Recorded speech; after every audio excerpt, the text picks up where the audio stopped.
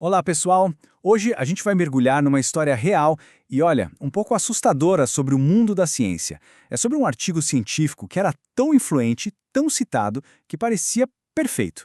Mas, como a gente vai ver, tinha um problema bem sério por trás. Esse é um caso detalhado por Andy King no blog do Andrew Gelman, e ele mostra como a ciência às vezes tem dificuldade em corrigir os próprios erros. E para a gente ter uma noção do tamanho do impacto, tudo começa com esse número aí, mais de 6.000. Essa foi a quantidade de vezes que um único artigo sobre sustentabilidade nas empresas foi citado por outros pesquisadores. Em outras palavras, ele virou praticamente a bíblia do assunto, uma verdade que quase ninguém questionava. E o alcance dele foi muito além da universidade. Pensa só, o estudo foi citado por executivos de Wall Street, gente do alto escalão do governo e até por um ex-vice-presidente dos Estados Unidos. As ideias daquele artigo estavam, de fato, influenciando decisões importantes sobre políticas e investimentos, o que, claro, torna qualquer erro ali dentro muito mais grave. Então, a pergunta é: como um estudo tão aclamado se transformou nesse exemplo de falha científica? Bem, nosso roteiro vai ser o seguinte. Primeiro, a gente vai entender que artigo é esse e por que ele levantou suspeitas. Depois, vamos ver como a investigação para descobrir a verdade bateu num muro.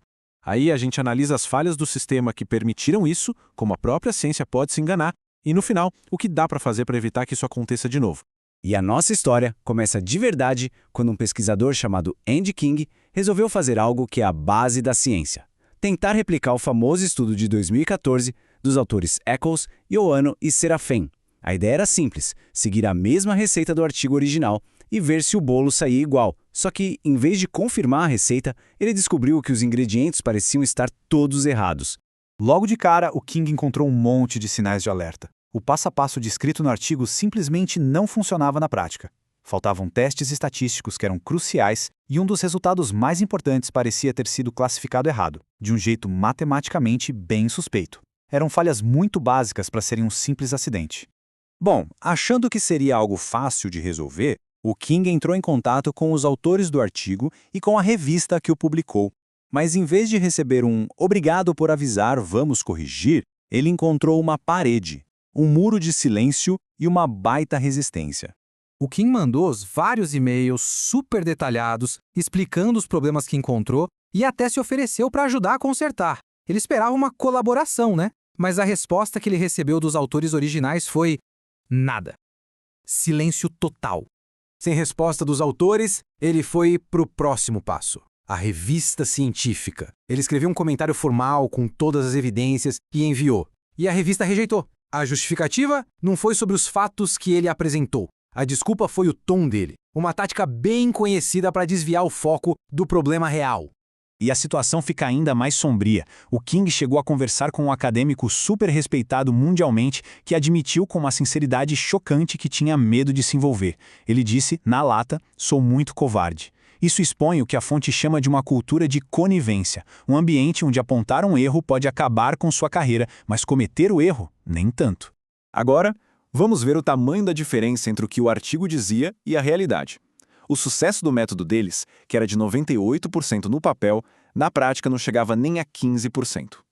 E a descoberta principal do estudo? Os autores, muito tempo depois, admitiram que foi um simples erro de digitação. Um erro que, por acaso, mudava completamente o resultado. A pressão pública, que veio principalmente de um post do Kim no LinkedIn que viralizou, finalmente fez os autores publicarem uma pequena correção. Mas quando o Kim foi analisar essa correção, ele percebeu que o buraco era ainda mais embaixo. O problema não era um erro, era a fundação inteira do estudo. A própria metodologia estava errada. Para ter certeza, o King rodou uma simulação de computador e descobriu uma coisa impressionante. A chance de conseguir aqueles 98% de sucesso que o artigo alegava, usando o método que eles descreveram, era menor do que a chance de ganhar na loteria. Ou seja, era algo matematicamente impossível. A resposta das instituições também foi bem preocupante. A London Business School, por exemplo, inocentou um dos coautores dizendo que ele não tinha responsabilidade porque não analisou os dados brutos pessoalmente. Essa lógica bizarra ficou conhecida como a defesa Ariely, e ela basicamente abre uma porta para que coautores assinem trabalhos sem se responsabilizar de verdade por eles. Então chegamos a um ponto crucial. Este caso não é só sobre um artigo específico.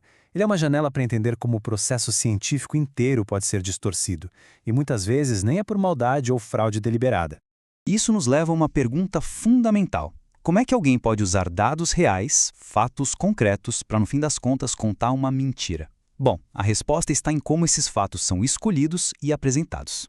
Uma das formas de fazer isso é o chamado cherry picking. É como se você tivesse uma cesta de cerejas e só pegasse as mais bonitas e brilhantes para mostrar, escondendo todas as que estão amassadas ou estragadas. Na pesquisa é a mesma coisa. Você seleciona a dedo só os dados que confirmam sua ideia e finge que o resto não existe. E o que leva a isso, muitas vezes, é uma armadilha da nossa própria mente, o viés de confirmação. É a tendência que todos nós temos de procurar e dar mais valor àquilo que confirma o que a gente já acredita. O pesquisador, sem nem perceber, para de procurar a verdade e começa a procurar só o que prova que ele estava certo desde o começo. Isso tudo nos mostra que existe um espectro. De um lado, tem a fraude clara e deliberada. Inventar dados, manipular imagens. Do outro, tem as práticas de pesquisa questionáveis ou QRPs. É uma zona cinzenta, onde entra o cherry picking, umas forçadinhas na estatística. São coisas sutis, difíceis de detectar. E este caso parece transitar perigosamente entre essas duas áreas. Diante de um sistema que parece ter tantas falhas, a pergunta que fica é: tá, e agora? O que pode ser feito? Como é que a gente pode fortalecer a ciência para ela ser mais transparente e, principalmente, melhor em se corrigir? Felizmente, existem saídas. Primeiro, a gente precisa parar de tratar um único estudo como verdade absoluta e começar a valorizar mais quem tenta replicar os estudos dos outros. Segundo, quando um erro é encontrado, os pesquisadores e as revistas têm o dever de corrigir. E, talvez o mais importante, precisamos de mais transparência e de auditorias independentes para fiscalizar todo o processo. A lição final talvez seja essa citação poderosa do Andrew Gelman. A capacidade de se autocorrigir não é uma fraqueza da ciência, é, na verdade, sua maior força. Uma ciência que não pode ser consertada não é ciência de verdade, é ciência morta. E no fim, este caso deixa a gente com essa pergunta no ar. Se um artigo científico não pode ser corrigido, ele ainda pode ser considerado ciência? E o que isso diz sobre a confiança que a gente deposita nas instituições que deveriam zelar por esse conhecimento? Fica aí a reflexão. Obrigado por nos acompanhar nesta análise